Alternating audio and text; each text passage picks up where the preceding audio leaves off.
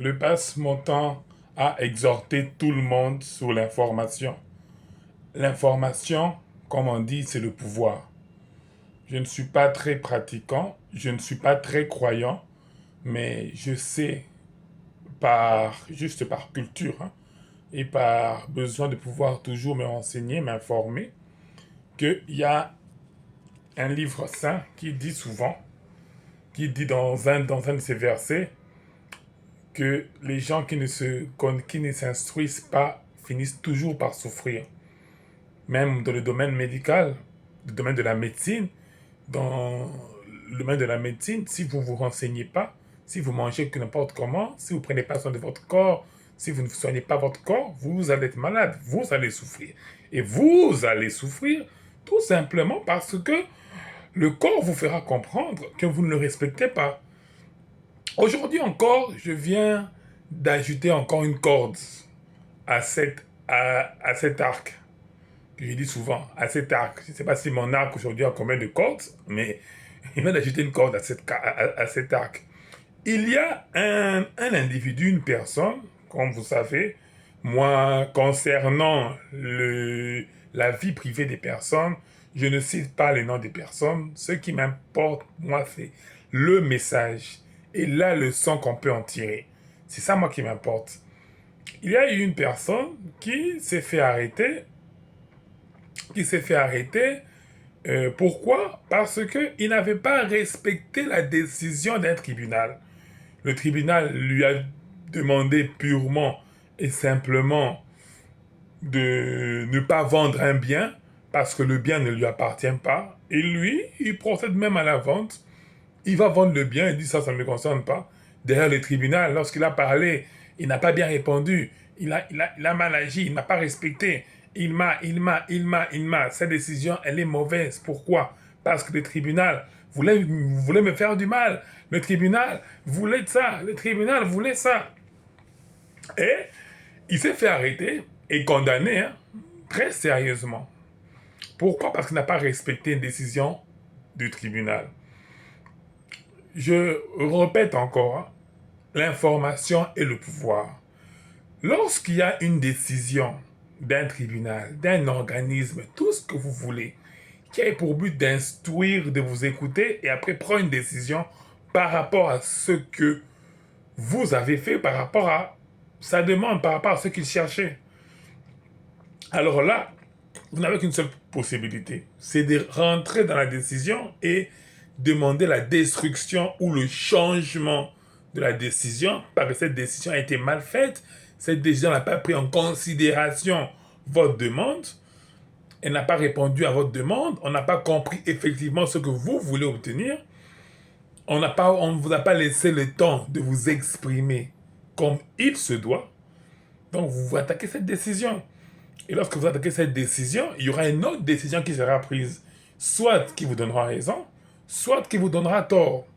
Et c'est pas avec cette raison, avec ce tort, les raisons qui auront amené cette décision, cette autorité de pouvoir, soit de vous accorder ce que vous demandez, ou soit de rejeter ce que vous avez demandé, c'est cette décision, ces moyens-là, ces arguments-là, que vous pouvez aller et contester devant un tribunal, devant toute structure. Pour quelle fin me direz-vous? Pour quel objectif? Parce que tout simplement, ça va aller dans le même sens que la loi. Tout simplement parce que là, ça ne sera plus juste une émotion, ça ne sera plus juste un désir, mais ça sera un de vos droits.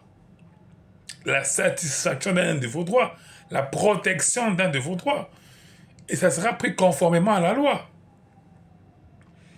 C'est assez complexe, je peux le comprendre. Et ça peut être assez énervant, je peux le comprendre. Que vous n'êtes pas satisfait de la décision, vous pensez avoir raison, peut-être même que vous avez raison. Il y a beaucoup de décisions judiciaires qui sont prises aujourd'hui et dans 5, 10 ans, des fois, le même tribunal, la même cour change de position. Il y a ce qu'on appelle la réouverture d'un dossier. On réouvre le dossier et on constate que vous avez finalement raison, que ce que vous disiez était vrai, et que le tribunal qui a rendu la décision n'avait pas tous les éléments, et si elle avait des éléments, tous les éléments, pourtant les éléments que vous avez présentés, mais qu'elle avait décidé que ces éléments n'étaient pas suffisants, mais après elle constate que ces éléments sont importants. Pourquoi? Parce qu'il y a d'autres révélations, d'autres informations qui viennent renforcer votre argumentation, vos éléments. C'est ce qu'on appelle souvent un recours en révision. Et lorsque le tribunal, là c'est la cour, hein, je parle du tribunal pour ne pas mettre les gens dans la confusion, parce que aujourd'hui, très peu de personnes comprennent vraiment ce qu'est un tribunal, ce qu'est une juridiction. Pour que tout le monde comprenne, moi je parle du tribunal. Les gens comprennent le tribunal. Le tribunal, c'est l'endroit où on juge les gens. C'est l'endroit où on condamne les gens. C'est l'endroit où on départage les gens. C'est l'endroit où on obtient on obtient ce que l'on demande en justice. C'est l'endroit où la justice fait son travail. La justice départage les parties. Ok, donc c'est un peu ça. Donc là, le tribunal va faire une réouverture, on va réouvrir le dossier, et on va on va prendre les éléments qui vont être ajoutés. Tels sont les cas aujourd'hui. Je le répète encore, avec l'évolution de la technologie, il y a certaines preuves dans un dossier qui sont aujourd'hui recevables, qui sont aujourd'hui acceptées par le tribunal à cause de l'évolution de la technologie. Prenons le cas de l'ADN. Aujourd'hui, avec l'ADN, il y a beaucoup de preuves aujourd'hui qui deviennent recevables. Et lorsque ces preuves deviennent recevables, quelle en est la conséquence? C'est qu'on recondamne et on réjuge. Et lorsqu'on va réjuger l'affaire, c'est là qui est extrêmement important. Lorsqu'on va réjuger l'affaire, ce n'est pas une nouvelle affaire. C'est la même affaire qu'on avait jugée auparavant.